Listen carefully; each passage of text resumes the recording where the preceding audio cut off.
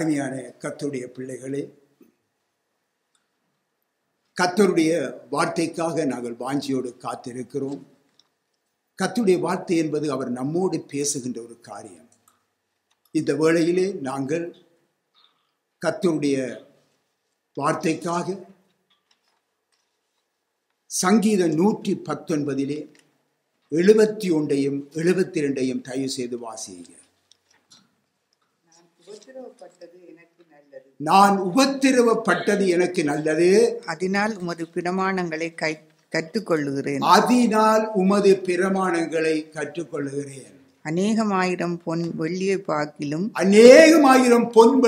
பார்க்கிலும் நீர் விளம்பின வேதமே எனக்கு நலம். நீர் விளம்பின வேதமே நலம். அருமையான பிள்ளைகளே, பொன் வெள்ளியும் ஒரு நாள் அழிந்து போகும். ஆனால் அவர் விளம்பின வேதம் ஒரு பொழுதுமே அழியாது. ஆகவேதான் நாங்கள் பார்க்கிறோம், ஆண்டவர் இயேசு சொல்லுகிறார், இந்த உலகத்திலே உனக்கு உபத்திரவம் உண்டு, நான் உலகத்தை ஜெயித்தேன், அப்படியே நீயும் இந்த உலகத்தை ஜெயி என்று சொல்லியிருக்கிறார்.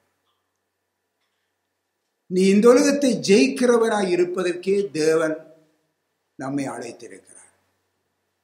ஆகவேதான் இந்த தேவ மனுஷன் சொல்லுகிறார், நான் உபத்திரவப்பட்டது எனக்கு நல்லது, அதனால் உமது பிரமாணங்களை கற்றுக்கொள்ளுகிறேன். அருமையானவர்களே, வசனம் 67 நீங்கள் வாசித்து பாருங்கள். நான் உபத்திரவப்படுவதற்கு முன் பலி தப்பி நடந்தேன் என்று சொல்லி அங்கே சொல்லப்படுகிறது. நான் உபத்திரவப்படுவதற்கு முன் பலி தப்பி நடந்தேன். நம்முடைய வாழ்க்கையில உபத்திரவங்களை நாங்கள் விரும்பாவிட்டால், நம்முடைய வாழ்க்கையிலே உபத்திரவங்கள் இயேசு கிறிஸ்துவின் நாமத்தினாலே அந்த வருகிற உபத்திரவங்களுக்கு நம்மை அர்ப்பணிக்காது போனால் நாம் வழிதப்பி நடக்கிறோம் என்பதுதான் அர்த்தம். அருமையானவர்களே, இந்த உலகத்திலே பல வழிகள் இருக்கின்றது. ஆண்டவர் இயேசு சொல்லுகிறார், நானே பலி, என் பலியாய் தான் நீ பரலோகத்துக்கு, அதாவது தேவனுடைய சமூகத்துக்கு நீ வர முடியும். இந்த வழி இல்லாமல் நீ வேறு எந்த வழியினால் சென்றாலும் நீ உன்னுடைய தெய்வத்தை காண முடியாது, உன்னை படைத்தவரை காண முடியாது, உன்னை சிருஷ்டித்தவரை காண முடியாது. அவர் ஆவியாய் இருக்கிறார், அவரை ஆவியோடும் உண்மையோடும் தொழுது கொள்ள வேண்டும் என்று அவர் சொல்லி இருக்கிறார். நாங்கள் தேவனை கண்டிருக்கிறோம் என்று சொல்லி எவராவது சொல்லுவீர்களா? இல்லை. அவர் ஆவியாய் இருக்கிறார், நாம் மாம்ச கண்களோடு இருக்கின்றோம். அந்த ஆவியாய் இருக்கிற தேவனை நாம் காண முடியாது. ஆகவேதான் தேவன் சொல்லுகிறார், படைத்த தேவன் சொல்லுகிறார், நான் ஆவியாய் இருக்கிறேன், எவரும் என்னை கண்டது இல்லை, ஆகவே இவ்விதமான நிலையிலே நீ எனக்கு ஒப்பாக நீ என்ன உருவத்தை நீ உருவாக்குவாய்? நீ என்னை காணவில்லையே, நீ அறியவில்லையே. ஆகவே ஆண்டவர் கேட்கின்றார், அதுதான், நீ எனக்கு ஒப்பான எதை உருவாக்குகிறாய்? எனக்கு ஒப்பாக நீ காண முடியாது, ஏனென்றால் நீ என்னை அறியவில்லை. பின் ஆகவே ஆண்டவர் இயேசு சொல்லுகிறார், என்னை கண்டவன் அவரை காணுகின்றார், என் பிதாவை காணுகிறார். என்னை கண்டவன், பின்ன இயேசுவை எவன் தன்னுடைய வாழ்க்கையிலே தன்னை விசுவாசித்து ஏற்றுக்கொள்கிறானோ அவன் தன்னை படைத்த ஜீவன் உள்ளது. இந்த உலகத்தில தான் அருமையானவர்களே இயேசு என்ற நாமம், இந்த இயேசு என்ற நாமம் இந்த உலகத்துக்கு கொடுக்கப்பட்ட நாமம். ஆகவே அருமையானவர்களே, இந்த இயேசு என்ற நாமத்தின் வழியாக நாங்கள் அங்கே செல்லும் பொழுது அங்கே பார்க்கிறோம், தெரியுமா, நம்மை படைத்தவரை நாங்கள் சந்திக்கிறோம். ஆம் அருமையானவர்களே, நான் உபத்திரப்படுவதற்கு முன் வழிதப்பி நடந்தேன், இப்பொழுதோ உம்முடைய வார்த்தையை காத்து நடக்கிறேன் என்று சொல்லி அந்த பரிசுத்தவான் சொல்லி இருக்கிறதை நாங்கள் பார்க்கிறோம். நம்முடைய வாழ்க்கையிலே, நமது ஊழிய பாதையில உபத்திரவம் இல்லை என்றால் அல்லது நாம் உபத்திரவத்தை விரும்பவில்லை என்றால் சத்தியம் என்ன தெரியுமா? நாம் வழி தப்பி நடக்கிறோம் என்பதுதான் உண்மை. என்னுடைய வாழ்க்கையில உபத்திரவம் என்று சொல்லி நாம் கதறி நின்று அந்த உபத்திரவத்தை நாம் விரும்பவில்லை என்றால் நாம் வழி தப்பி நடக்கிறோம். இன்றைக்கு பலர் சொல்லுவார்கள், இது இவருடைய வாழ்க்கையிலே, இவருடைய ஊழிய பாதையிலே, இவருடைய குடும்ப வாழ்க்கையிலே இயேசு கிறிஸ்துவின் நாமத்தினாலே பல உபத்திரவங்கள் வருகின்றது. ஓ, இது தேவனுக்கு சித்தமில்லை, இவர் ஏதோ பாவம் செய்திருக்கிறார், அல்லது தேவனுக்கு பிரியமில்லாத ஒரு வழியிலே நடக்கிறார் என்று சொல்லுகிறார்கள். உண்மை அல்ல, சத்தியம் அப்படி சொல்லவில்லை. இயேசு கிறிஸ்துவின் நாமத்தினாலே நீங்கள் பலவிதமான பாடுகளை நீங்கள் அனுபவிப்பீர்கள் என்றால், உபத்திரவத்தின் வழியாய் சென்று கொண்டு இருக்கிறீர்கள் என்றால், அருமையானவர்களே, நீங்கள் நிச்சயமாக நம்புங்கள், தேவன் உங்களோடு கூட இருக்கிறார். அந்த உபத்திரவத்தின் பாதையிலே தான் நீங்கள் தேவனுடைய வழிநடத்தலை காண முடியும். உங்களுடைய வாழ்க்கையிலே உபத்திரவத்தை நீங்கள் ஏற்றுக்கொள்ளவில்லை என்றால், அருமையானவர்களே, நீங்கள் வழி தப்பி செல்லுகிறீர்கள். இப்படித்தான் சத்தியம் சொல்லுகிறது. ஆகவே உபத்திரவங்கள் மூலமாக தேவனுடைய பிரமாணங்களை நாங்கள் கற்றுக்கொள்ளுகிறோம், அவருடைய வழிநடத்தலை கற்றுக்கொள்ளுகிறோம், அவருடைய வழியிலே நடக்கிறோம். அருமையானவர்களே, நமது வாழ்க்கையும் ஊழியங்களும் தேவனுக்கு பிரியமாய் காணப்படும் எப்பொழுது? உபத்திரவங்கள் வரும் பொழுது. அந்த உபத்திரவங்களை நாங்கள் சந்தோஷமாக ஏற்றுக்கொள்ளும் பொழுது, அந்த உபத்திரவங்களை குறித்து முறுமுறுக்காமல் நாங்கள் சந்தோஷமாக ஏற்றுக்கொள்ளும் பொழுது தேவனுடைய பிரமாணங்களை கற்றுக்கொள்ளுகிறோம், அவருடைய வழிநடத்தல்களை நாங்கள் அறிந்து கொள்ளுகிறோம். அருமையானவர்களே, நன்றாக புரிந்து கொள்ளுங்கள். நாங்கள் கிறிஸ்துவுக்கு சாட்சியாக நாங்கள் மற்றவர்களுக்கு காணப்படுவோம். நம்முடைய உபத்திரவம் தான் அதற்கு உதவி செய்கிறது. எனக்கு அருமையானவர்களே, நம்முடைய வாழ்க்கையிலே ஊழிய பாதையிலே ஏற்பட்ட உபத்திரவங்கள் அநேகம். அருமையானவர்களே, ஏராளமான உபத்திரவங்கள். அந்த உபத்திரவத்துக்கு முடிவே இல்லை, என்றும் இருக்கத்தான் செய்கிறது. சில சந்தர்ப்பங்களிலே தனிமையிலே வந்து நின்று இங்கே நானும் என்னுடைய மனைவியுமாக முழந்தாளிட்டு கதறின சந்தர்ப்பங்கள் உண்டு. ஆண்டவரே, ஏன் எங்களுக்கு இந்த உபத்திரவம் என்று சொல்லி. ஆம், பின்புதான் தேவன் கற்றுத்தந்தார், உபத்திரவத்தின் வழியாக நீ செல்வதுதான் என்னுடைய சித்தம் என்றார். அதன் பிற்பாடுதான் அநேக காரியங்களை கற்றுக்கொள்ள முடிந்தது. அருமையானவர்களே, ஆகவேதான் நான் உங்களுக்கும் அதை போதிக்கிறேன். ஏசாயா 48 வசனத்திலே அங்கே பார்க்கிறோம், உபத்திரவத்தின் குகையிலே உன்னை தெரிந்து கொண்டேன் என்று சொல்லி கர்த்தர் சொல்லுகின்றார். உபத்திரவத்தின் குகையிலேதான் என்னையும் உங்களையும் கர்த்தர் தெரிந்து கொண்டிருக்கிறார். பிரியமானவர்களே, நாம் பெயர் கிறிஸ்தவர்களாய் இருக்க கர்த்தர் நம்மை அழைக்கவில்லை. நன்றாக புரிந்து கொள்ளுங்க. பெயர் கிறிஸ்தவர்கள், நான் கிறிஸ்டியன்ஸ் என்று சொல்லுகிற எந்த பிரயோஜனமும் இல்லை. இன்னுமாக சில இடங்களிலே பாருங்கள், ஸ்டைல் கிறிஸ்தவர்கள் என்று இருப்பார்கள். அவர்கள் தங்களை ஸ்டைல் கிறிஸ்தவர்களாக மற்ற கிறிஸ்தவர்களோடு சேர மாட்டார்கள். அவர்கள் ஸ்டைலானவர் கொஞ்சம், ஏனென்றால் அவர் கொஞ்சம் படித்திருப்பார்கள், அது சேர்ப்பார்கள், இவர்களோடு சேர மாட்டார்கள். அவர்கள் ஸ்டைல் கிறிஸ்தவர்கள் சொல்லி அழைக்கப்படுவார்கள்.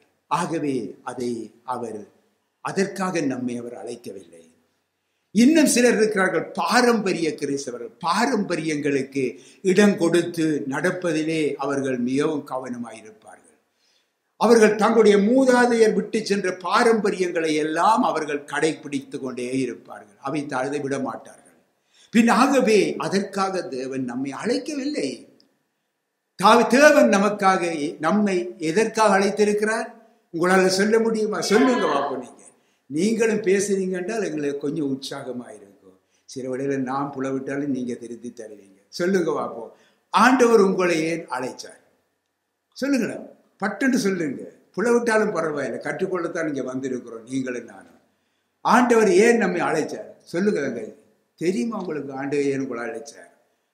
சொல்லுங்க. அவருக்கு சொல்லுங்க. அவருக்கு சாட்சிகளாயிருக்க, அவருக்கு சாட்சிகளாயிருக்க. எனக்கு அருமையானவர்களே, அவருக்கு சாட்சியாயிருக்கத்தான் நம்மை அழைத்திருக்கிறார். அப்படியாயில் நன்றாக புரிந்து கொள்ளுங்க, கிறிஸ்துவின் நிமித்தமாக நமக்கு உபத்திரவம் உண்டு. கிறிஸ்துவின் நிமித்தமாக உபத்திரவம் உண்டு. இன்றைக்கு நீங்க ஒரு சாட்சியாக கிறிஸ்துவ இருக்கிறது என்றால், நீங்க இன்றைக்கு இயேசுவை அறியாத ஒரு உங்களுடைய சகோதரர் இருக்கிறார் என்று வைப்போம், ஒரு சகோதரி இருக்கிறார் என்று வைப்போம், அவர் ஒரு மதத்தை பின்பற்றுறார் என்று வைப்போம். நீங்க போயிட்டு கிறிஸ்துவை பற்றி நீங்க சொல்லுங்க பார்ப்போம். உடனே சொல்லுவார், நீ இதை சொல்றேன்டா நீ வீட்டை வராதே என்று சொல்லுவான். நீங்க சரி, நான் இதை சொல்றதுதான், நான் வீட்டை வர உனக்கு விருப்பம் இல்லைன்னா நான் வர இல்லையப்பா என்று நீங்க வந்துடுவீங்க. இதுதான் உங்களுக்கு உத்தரவு. உங்களுடைய இருதயம் வேதனைப்படும். ஐயோ, என்ற உறவு இப்படியாக பிரிக்கப்பட்டுட்டதே என்று சொல்லி நீ வேதனைப்படும். ஆனால் வேதனைப்படாதீங்க. இதுக்குத்தான் கர்த்தர் உங்களை அழைத்திருக்கிறார். அவர் நிமித்தமாக பாடுபடத்தான் உங்களை அழைத்திருக்கிறார். அப்போஸ்தலர் நடவடிக்கைகள் 14ஆம் அதிகாரத்திலே 22வது வசனத்தை தயவு செய்து வாசிங்க பார்ப்போம். அப்போஸ்தலர் நடவடிக்கைகள் 14ஆம் அதிகாரம் 22வது வசனம். சீஷருடைய மனதை திடப்படுத்தி விசுவாசத்திலே நிலைத்திருக்கும்படி அவர்களுக்கு புத்தி சொல்லி நாம் அநேக உபத்திரவங்களின் வழியாய் தேவனுடைய ராஜ்யத்தில் பிரவேசிக்க வேண்டும் என்று சொன்னார். அருமையானவர்களே, நாம் அநேக உபத்திரவங்களின் வழியாய் தேவனுடைய ராஜ்யத்திலே பிரவேசிக்க வேண்டும் என்று சொல்லி அங்கே சொல்லப்பட்டிருக்கிறதை பார்க்கிறோம். பின்ன உபத்திரவம் இல்லாமல் நாங்கள் ஸ்டைல் கிறிஸ்தவராக, பாரம்பரிய கிறிஸ்தவர்களாக அல்லது பேர் புகழ் கிறிஸ்தவர்களாக நாங்க இருப்பதினாலே நெச்சிவிடக்கூடாது, நாங்கள் பரலோகம் போய்விடலாம் என்று சொல்லி இல்லை. சத்தியம் அப்படி சொல்ல இல்லை. இப்பொழுது நீங்க சொல்லுங்க, நீங்க எப்படி நடவுங்க, நிச்சயமாக ஆண்டவர் உங்களுடைய பாவத்துக்காகவே மரித்தார், உங்களை நிச்சயமாக நீ எப்படி நடந்தாலும் உங்களை பரலோகம் கொண்டு போவார் நீங்க போதிச்சா என்ன செய்யுங்க? எங்கட போதகர் நல்ல போதகர் என்று சொல்லுவீங்க, அருமையான போதகர் என்று சொல்லுவீங்க. அடுத்த நாள் வரைக்கும் போதகருக்கு கேக்கும் அடிச்சு கொண்டு வந்து தருவீங்க என்ற அருமையான வார்த்தையெல்லாம் உங்களுக்கு சொல்றாங்க. ஆனா இப்ப பாருங்க, அநேக உபத்திரங்கள் வழியாத்தான் நீங்க போக வேண்டி இல்லையென்றால் உங்களுக்கு பரலோகம் இல்லை என்று சொல்ல இப்ப உங்களுடைய இருதயம் எல்லாம் சில சோர்ந்து போயிடும். என்னடா இப்படி ஒரு வார்த்தையை சொல்லி போட்டு நிச்சயமா சிந்திச்சு பாருங்க அருமையானவர்களே, சத்தியம் அதுதான். ஆகவே நம் உபத்திரவத்துக்கு நம்ம ஒப்பு கொடுங்க. உபத்திரவம் வரும். இயேசு கிறிஸ்துவின் நாமத்தினால் உபத்திரவம். நீங்க இயேசு கிறிஸ்துவை நான் ஏற்றுக்கொள்றேன் போயிட்டு கூட உறவிட்ட போயிட்டு சொல்லுங்க, நான் இயேசுவத்தான் நான் நம்பி இருக்கிறேன், இயேசுவைத்தான் விசுவசிக்கிறேன் நீங்க சொல்லி பாருங்க, நிச்சயமாக கூட உறவு உங்களை பகைக்கும். அருமையானவர்களே, ஆகவே அருமையானவர்களே, நாம் எப்பொழுதும் தேவன் நிமித்தமாக, இயேசு கிறிஸ்து நிமித்தமாக நம்மை உபத்திரவத்தின் பாதையிலே வழிநடத்த ஒப்பு கொடுங்க. ஆகவே நீங்கள் சிந்தித்து பாருங்க, நம்முடைய வாழ்க்கையிலும் ஊழிய பாதையிலும் உண்டாகின்ற அந்த உபத்திரவங்களை சந்தோஷமாய் ஏற்றுக்கொள்ளுகிறோமா அல்லது அதை விட்டு ஓடுகிறோமா என்பதை ஒரு விஷயம் சிந்தித்து பாருங்க. எனக்கு அருமையானவர்களே, பிரியமானவர்களே, கர்த்தர் நம்மை அழைத்திருக்கிறார் என்றால் இந்த உலகத்திலே நாம் இருந்து பிரிக்கப்பட்டவர்களாக கர்த்தர் இயேசுவை பின்பற்றுவதாக காணப்பட வேண்டும். என்னையும் உங்களையும் கர்த்தர் அழைத்திருக்கிறார் என்றால் இந்த உலகத்திலே இருந்து நம்மை பிரித்தெடுத்து விட்டு எப்படியாக வைத்திருக்கிறார்? பரலோக ராஜ்யத்தின் அந்த ராஜ்யத்துக்கு இந்த உலக ராஜ்யத்துக்கு அல்ல, தன்னுடைய ராஜ்யத்துக்குரிய பிள்ளைகளாக அவர் வைத்திருக்கிறார். பின்னாகவே இந்த உலகத்துக்கூடு நாம் ஒத்து போகக்கூடாது. அரசியலிலே அரசியல் இதையெல்லாம் நமக்கு தூரமாய், அது இந்த உலக அரசியல். ஆகவே இந்த ராஜ்யத்தில் இருந்து நாம் பிரிக்கப்பட்டு பரலோக ராஜ்யத்துக்கு சொந்தக்காரராக இந்த உலகத்திலே தான் வைத்திருக்கிறார். அதுவே இந்த உலகத்திலே உங்களுக்கு உத்தரவு உண்டு நிச்சயமாக. ஏனென்றால் நீங்கள் இந்த உலகத்தை பிறந்த காலம் தொடக்கம் இன்று வரைக்கும் இந்த உலகத்தை நேசித்து வந்தீர்கள், இந்த உலகத்துக்கு அடிமையாக வைத்திருந்தான். இப்பொழுதோ நீங்கள் கிறிஸ்துவினாலே பிரிக்கப்பட்டு மறுராஜ்யத்துக்கு மாறி இருக்கிறீர்கள். அப்படி இருக்கல இவ்வளவு காலம் பிறந்த காலம் தொடக்கம் இந்த உலகத்தோடு நீங்கள் வாழ்ந்தீங்க, நீங்க தன்னை விட்டு பிரிந்து விட்டீர்கள் என்று சொல்லி இந்த உலகம் உங்களை நிச்சயமா பகைக்கும், உபத்திரவத்தை கொடுக்கும். நன்றாக புரிந்து கொள்ளுங்க. பின் ஆகவே பாருங்க, இந்த உலகத்தில் இருந்து பிரிக்கப்பட்டவர்களாக நான் கர்த்தர் இயேசுவை நாம் பின்பற்றல காணப்பட வேண்டும். நம்முடைய சிலுவையை சுமந்து கொண்டு அவரை பின்பற்றல காணப்பட வேண்டும். நமக்கு உண்டானவைகளை விட்டு நம்முடைய சிலுவையை எடுத்துக்கொண்டு அவரை பின்பற்ற வேண்டும் அல்லவா? சிந்தித்து பாருங்க. அப்பொழுதுதான் அவருடைய சீசர்கள். இப்பொழுது பாருங்க, இந்த உலக மேன்மை எல்லாம் நமக்கு அற்பமாக, உலக ஆஸ்தி எல்லாம் நமக்கு ஒரு குப்பையாக காணப்படும். அருமையானவர்களே, இந்த உலகத்தில் நாம் வாழ்வதற்கு பணம் தேவை, ஆஸ்தி வேணும், படிப்பு வேணும், எல்லாம் வேண்டும், இல்லை என்றல்ல. ஆனால் அருமையானவர்களே, அவை எல்லாவற்றில் மேலும் எங்களுடைய ஆசை இருக்கக்கூடாது. எங்களுக்கு பெரிய செல்வம், நம்மை படைத்தவர் இயேசு, இவற்றையெல்லாம் குப்பியாக நீ நடக்க வேண்டும். இதுவரை இந்த உலகத்திற்கு, அதாவது பிசாசுக்கு ஊழியம் செய்து வந்த நாம் கர்த்தர் இயேசுவுக்கு ஊழியம் செய்கிறவர்களாக நாம் மாற வேண்டும். அருமையானவர்களே, இந்த உலகத்திலே நாம் கர்த்தருக்கு ஊழியம் செய்ய விருப்பம் இல்லை என்றால் அடுத்த கேள்வி என்ன தெரியுமா? நீ யாருக்கு ஊழியம் செய்கிறாய்? இதைத்தான் கேட்டு பார்க்க வேண்டும். ஒன்றில் இந்த தேவனுக்கு அல்லது பிசாசுக்கு. இந்த ஏனென்றால் இந்த உலகத்தின் அதிபதி பிசாசு. நன்றாக புரிந்திருக்க வேண்டும். கர்த்தருக்கு மகிமை உண்டாவதாக. பிசாசுக்கு அடிமைகளாக இருந்த நாம் தான் இன்று ராஜாதி ராஜா கர்த்தாதி கர்த்தாவாகிய இயேசுவுக்கு இப்பொழுது அடிமையாக மாற்றம் பெற்றிருக்கிறோம். கர்த்தருக்கு மகிமை உண்டாவதாக. நன்றாக சத்தியத்தை புரிந்து கொள்ள வேண்டும். பரலோக ராஜ்யத்துக்கென்று மனுஷரை பிடிக்கும் ஊழியக்காரராகத்தான் நாங்கள் இருக்கிறோம். அருமையானவர்களே, நன்றாக புரிந்து கொள்ளுங்க. இப்பொழுது கவனிங்க பாருங்க, நம்முடைய ஆண்டவர் இயேசு தம்மை பின்பற்றி வரும் சீஷராகிய நம்மை பார்த்து என்ன சொல்லுகிறார் தெரியுமா? புறப்பட்டு போங்கள், புறப்பட்டு போங்கள். ஆட்டுக்குட்டிகளை ஓநாய்களுக்குள்ளே அனுப்புகிறது போல இதோ நான் உங்களை அனுப்புகிறேன் என்று சொல்லுகின்றார். பின்ன ஆட்டுக்குட்டிகளை யாரும் ஓநாய்க்குள்ள அனுப்புவானா? சிந்தித்து பாருங்க. அது உடனே முடிச்சிடும். ஆட்டுக்குட்டிகளை ஒருவன் ஓநாய்களுக்குள்ளே அனுப்புவான் என்றால் இந்த உலகம் சொல்லும் சரியான மதிகட்டவன் என்று சொல்லி சொல்லும். இங்கே பாருங்க, ஆண்டவருடைய வழியை பாருங்க. அவர் சொல்லுகிறார், நீங்கள் புறப்பட்டு போங்கள், ஆட்டுக்குட்டிகளுக்குள்ளே ஆட்டுக்குட்டிகளை ஓநாய்களுக்குள்ளே அனுப்புகிறது போல இதோ நான் உங்களை அனுப்புகிறேன். பார்த்தீங்களா?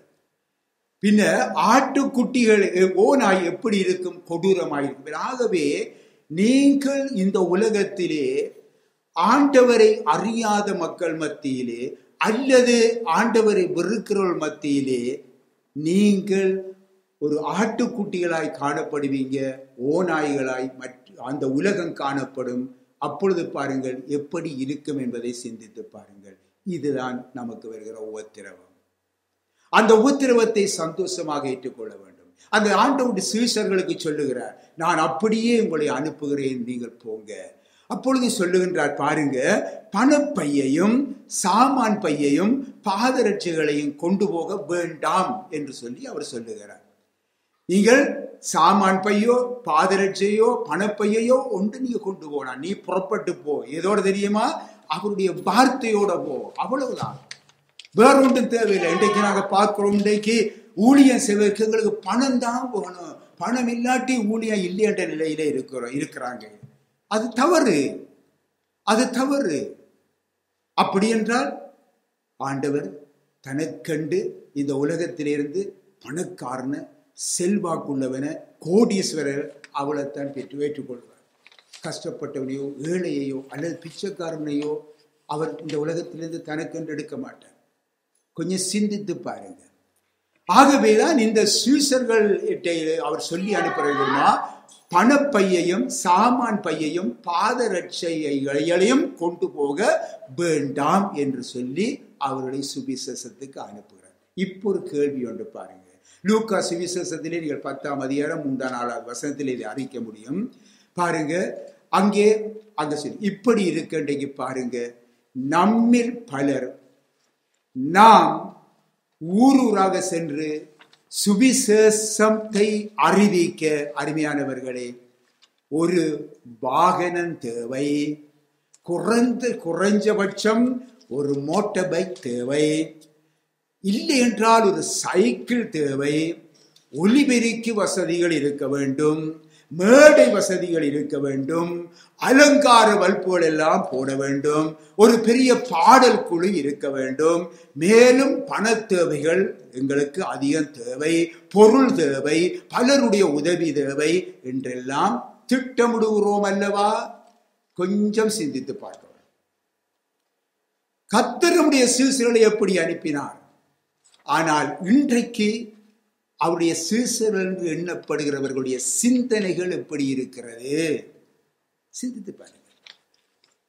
இன்றைக்கு பிறர் சொல்லுவார் பாருங்க, நாட்டில் அமைதியான சூழ்நிலை இருக்குது, அப்பதான் நாங்க ஒருக்கா போய் ஆண்டவருடைய சுவிசேஷத்தை கொண்டு செல்லுவோம். இன்றைக்கு நல்ல ஆட்சியாளர்கள் இருக்கிறாங்க, ஆகிய சுவிசேஷத்துக்கு பிரச்சனை இருக்காது, நாங்க சுவிசேஷம் சொல்லுவோம். இவையெல்லாம் சுவிசேஷம் அறிவிக்கவும் ஆண்டவருக்கு சாட்சியாய் இருப்பதற்கும் ஒரு நல்ல வாய்ப்பாக இருக்கிறது என்று நாம் எண்ணுகிறோம் அல்லவா? கொஞ்சம் சிந்தித்து பாருங்க. பின்ன நல்ல சூழ்நிலைகள், மக்களிடையே நல்ல ஆதரவுகள், இவைகளை எண்ணி பெருமகிழ்ச்சி அடைந்து நம்முடைய ஆண்டவருக்கு சாட்சி அளிக்க நல்ல வாய்ப்பு கிடைத்திருக்கிறது என்று கூறி பல வழிகளிலே பெருமைப்பட்டுக் கொள்ளுகிறோம் அல்லவா? சிந்தித்து பாருங்க. இவை எல்லாவற்றையும் நாம் குறையாக கூறவில்லை, ஆனால் நாம் எதிர்பார்க்கும் வசதி, வாய்ப்புகள், சூழ்நிலைகள் பற்றி நம்முடைய கர்த்தர் இயேசு எதுவுமே வேதத்திலே சொல்லவில்லையே. கொஞ்சம்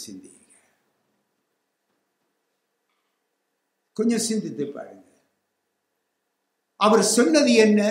லூக்கா சுவிசேஷத்திலே 22ஆம் அதிகாரம் 35வது வசனத்தை தயவு செய்து வாசிப்போம். பின்னும் அவர் அவர்களை நோக்கி, நான் உங்கள் பணப்பையையும் சாமான் பையும் பாதரட்சைகளும் இல்லாமல் அனுப்பின போது ஏதாயிலும் உங்களுக்கு குறைவாய் இருந்ததா என்றார். உங்களுக்கு ஏதாவது குறைவாய் இருந்தது உண்டாண்டு கேட்கிறார். அவர்கள் ஒன்றும் குறைவாய் இருந்ததில்லை என்றார். பார்த்தீர்களா அவருடைய பதில் என்ன? இல்லை ஆண்டவரே, எங்களுக்கு எதுவுமே குறைவாயிருக்கே இல்லை என்று சொல்றாங்க. பார்த்தீங்களா, ஒன்றுமே குறைவாயிருந்ததில்லை.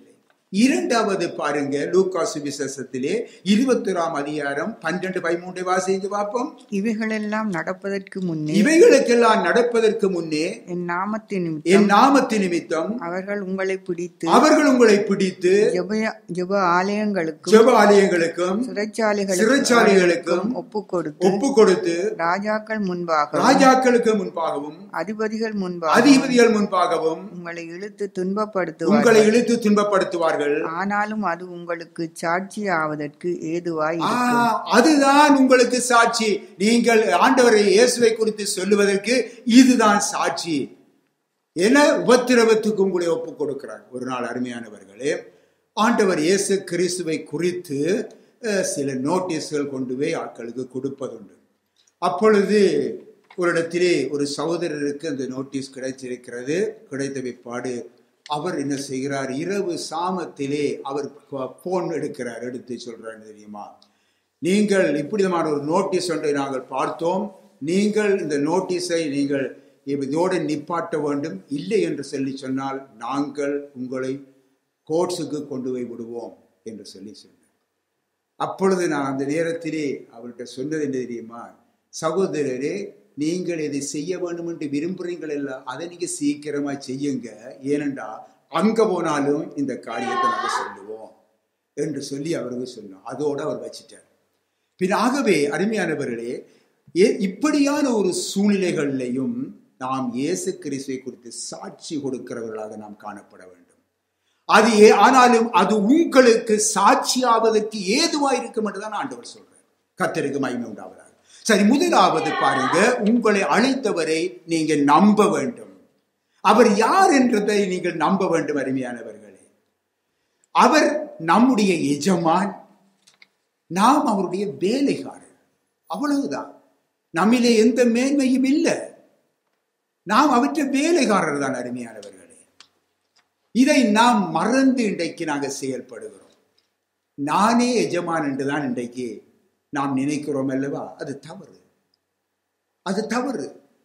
நாமே எஜமான் என்று நாம் இன்றைக்கு நம்மை அது ஆளுகை செய்கிறபடியால் தான் இன்றைக்கு நமக்கு குறைவுகள் உண்டாகும் பொழுது அல்லது நமக்கு உபத்திரவங்கள் எதுவும் வரும் பொழுது நாம் என்ன செய்கிறோம்? சோர்ந்து போய் விடுகிறோம், முறுமுறுக்கிறோம்.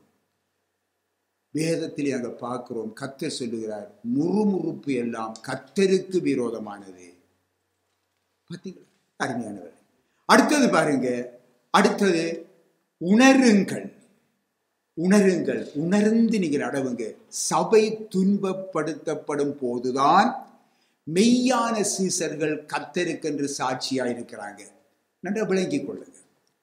திருச்சபை வரலாற்றை நாம் கற்றுக்கொள்ள வேண்டும். என்ன இருக்கிறது, திருச்சபை வரலாறு என்ன இருக்கிறது என்பதை முதலாவது கற்றுக்கொள்ள வேண்டும். சபைகள் எங்கும் பெரிய சூழ்நிலைகளை நீங்கள் பார்க்க வேண்டும். எப்படி பெருகுகிறது? கிறிஸ்துவின் நிமித்தம் உண்டான அந்த உபத்திரவங்களின் காரணமாகத்தான் சபை அங்கே பெருகுவதை நீங்கள் காண முடியும். இந்த காலங்களில் பாருங்க, இன்றைக்கு நமக்கு ஒரு பதவி ஒன்று கிடைக்கல, உடனே விட்டு ஓடி போயிட்டு என்ன செய்யறாங்க? சபை உருவாக்குறாங்க. ஒரு சபையிலிருந்து இன்னொரு கூட்டத்தை இல்லவா உருவாக்கி அந்த கூட்டத்தை அப்படியே கொண்டு போயிட்டு சபை உருவாக்கப்படுகிறது. இதெல்லாம் நாம் சர்வசாதாரணமாக அறிகிற காரியங்கள். இன்னுமாக பார்க்க ஒரு நாள் பாருங்க, சபைக்குள்ளேயே இருக்கின்ற ஒரு மாற்றான் மனைவியை அவன் என்ன செய்கிறான்? அவன் அபகரித்து சென்று அவனை கண்டிக்கும் பொழுது அவன் என்ன செய்கிறான்? சபையை விட்டு போயிட்டு அவன் ஒரு சபையை உருவாக்குறான். சிலர் பாருங்கள், அவலட்சணமான ஆதாயத்துக்காக, ஏதோ நமக்கு ஒரு உழைப்பொண்டு இருக்க வேண்டும் என்பதற்காக, நமக்கு ஒரு சம்பளம் பெற வேண்டும் என்பதற்காக சபையிலே ஊழியம் செய்கிறார்கள்.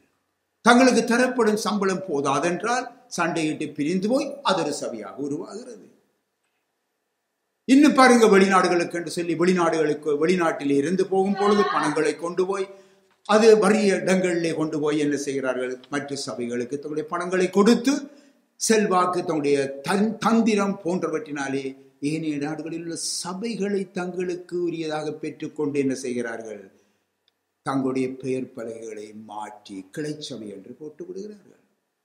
அருமையானவர்களே, இவைகளை தங்கள் கிளைச்சபை என்று உரிமை பாராட்டுகிறார்களே, வேதத்தில் எங்கே சொல்லப்பட்டிருக்கிறது?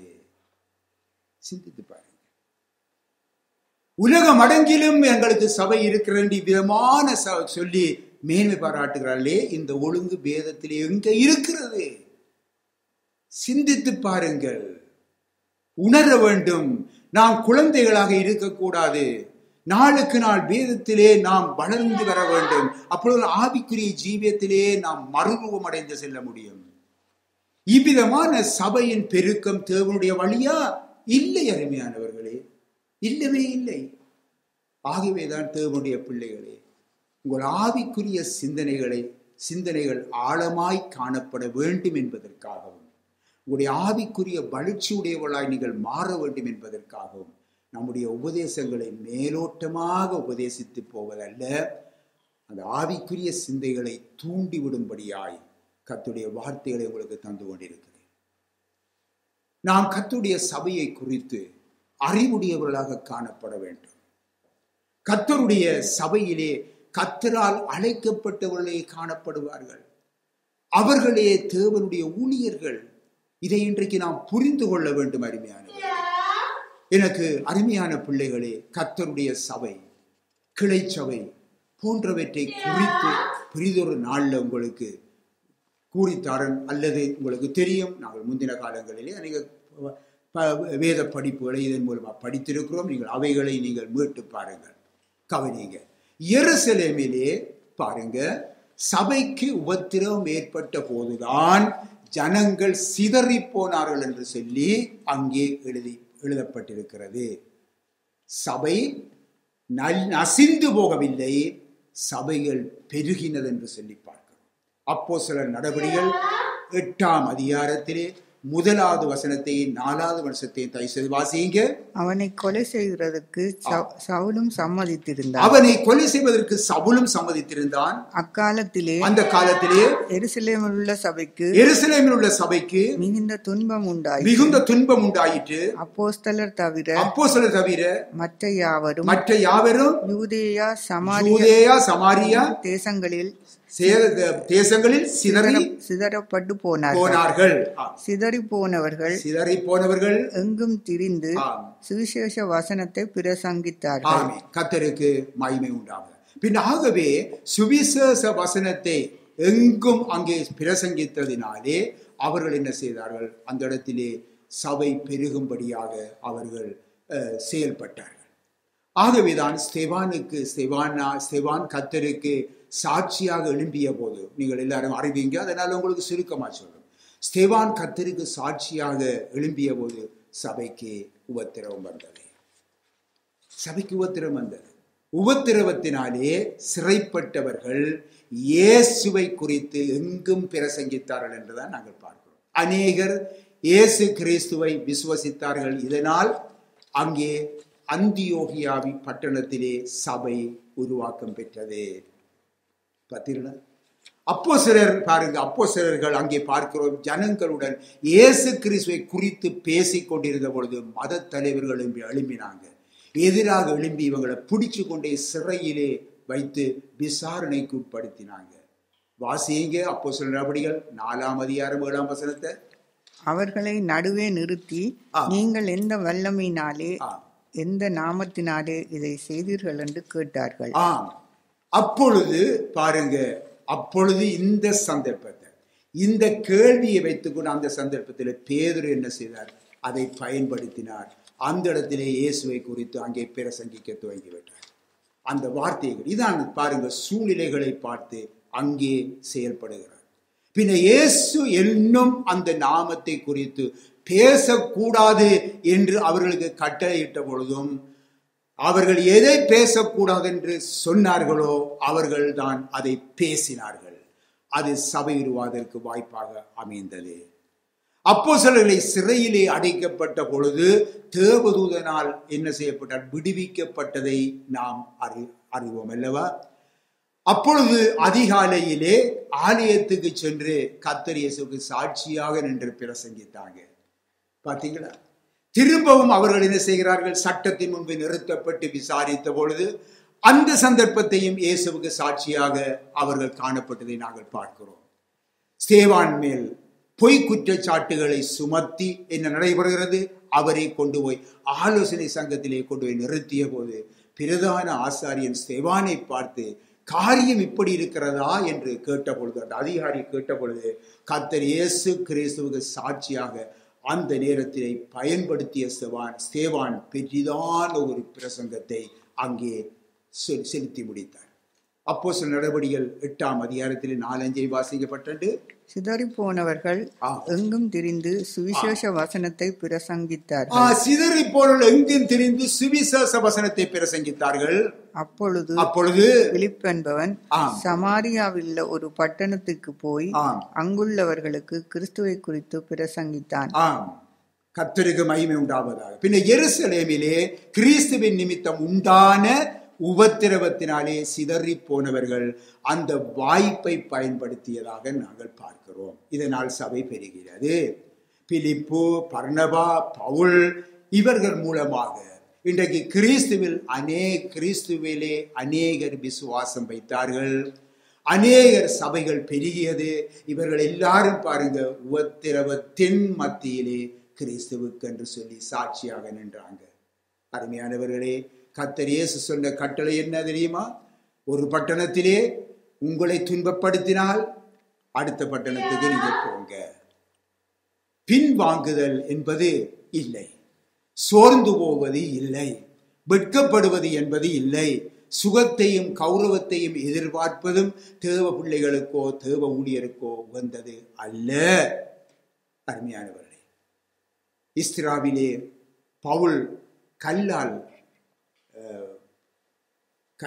எறியப்பட்ட பின்னரும் கூட பவுலும் பர்னபாவும் என்ன செய்தாங்க? மீண்டும் அதே பட்டணத்திலே அவர்கள் என்ன செய்தார்கள்?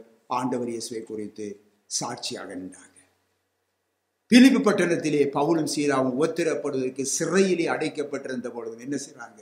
அவர்கள் சோர்ந்து போனார்களா? இல்லை. அங்கே தேவ சித்தம் அது இல்லை என்று சொல்லி பின்வாங்கினாங்களா? நாங்கள் வந்தது தேவ சித்தம் இல்லை போல இருக்கு பின்வாங்கினாங்களா? இல்லை. அந்த நடுராத்திரியிலும் அவர்கள் என்ன செய்தார்கள்? தேவனை துதித்து மகிழ்ந்தார்கள், பாடினார்கள். அப்பொழுது நிலநடுக்கம் உருவானது என்று நாங்கள் பார்க்கிறோம். சிறை கதவுகள் திறந்தன என்று பார்க்கிறோம். இப்பொழுது இந்த காலத்தில் நமக்கு அப்படி நடந்த என்ன செய்வோம்? சிறையை விட்டு ஓடி இருப்போம். ஓடி போட்டு என்ன சொல்லுவோம்? ஆண்டவர் எங்களை காப்பாற்றினார் என்று சொல்லுவோம். இவங்க அப்படி இல்லை. பாருங்க, சிறை கதவு திறந்தன. தாங்கள் தப்பியோடு அவர்கள் நினைக்கவே இல்லை. அவர்கள் எந்த முயற்சியும் செய்யவில்லை. அந்த சூழ்நிலையை கிறிஸ்துவை குறித்து சாட்சியாக கொடுக்க அங்க பயன்படுத்தினார்கள். பார்த்தீர்களா? வாசிப்போம். பிலிப்பியர்லே 1 அதிகாரம் 12 வசனத்தை வாசிப்போம். சகோதரரே, எனக்கு சம்பவித்தவைகள் சுவிசேஷம் பிரபலமாகும்படி ஏதுவாய் சென்று நீங்கள் அறிய மனதாய் இருக்கிறேன். தனக்கு நடந்ததெல்லாம் சுவிசேஷம் அறிவிப்பதற்கு ஏற்றதாக அமைந்தது என்று சொல்லி தன்னுடைய உபத்திரவத்தை குறித்து அங்கே சொல்லுகிறார். அப்போஸ்தலருடைய ஊழிய பாதை உபத்திரவம் நிறைந்ததாக காணப்பட்டது. அதுவே கிறிஸ்துவுக்கு சாட்சியாகவும் காணப்பட்டது. சபைகள் பெரியது. இது கர்த்தருடைய சபையாய் இருக்கிறது. கர்த்தருக்கு மகிமை உண்டாவதாக.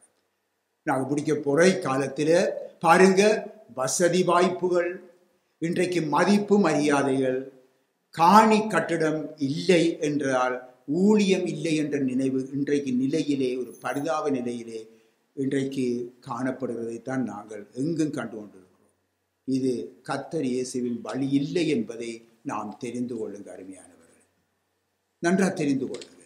எனக்கு அருமையான தேவனுடைய பிள்ளைகளே, வீடு வீடாக ஊராக சென்று வீதி சந்தி வழியிலே நின்று கர்த்தர் இயேசுவுக்கு சாட்சியாக நின்று உரத்த சத்தமாய் சாட்சி சுவிசேஷத்தை அறிவித்து துண்டு பிரதிகளை கொடுக்கின்ற எத்தனையோ வாலிப பிள்ளைகளை நாங்கள் கண்டுகொண்டுதான் இருக்கிறோம். அறிஞர்கள் கர்த்தருக்கென்று சாட்சியாக நிற்கிறாங்க. எதையுமே அவங்க எந்த சலுகையுமே எதிர்பார்க்க இல்லை. எதையுமே எதிர்பார்க்க இல்லை.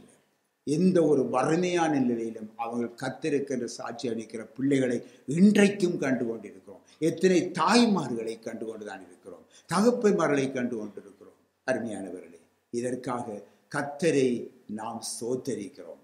முடிவாக வாசிங்க 2 தீமோத்தேயு 2 அதிகாரம் 12 வசனத்தை தயவு செய்து வாசிங்க. அவரோடு கூட பாடுகளை சகித்தோமானால், ஆண்டவர் இயேசு கிறிஸ்துவோடு பாடுகளை நாங்கள் சகிப்போமானால் அவரோடே கூட ஆளுகையும் செய்வோம். இந்த அருமையான நம்பிக்கையை எங்களுக்கு தரப்பட்டிருக்கிறது. நாம் இயேசு கிறிஸ்துவோடு கூட பாடுகளை சகிப்போமானால் இந்த உலகத்திலே நாம் ஒரு நாள் அவரோடு கூட தேவனுடைய ராஜ்யத்திலே ஆளுகை செய்வோம். ஆமேன். கர்த்தருக்கு மகிமை உண்டாவதாக.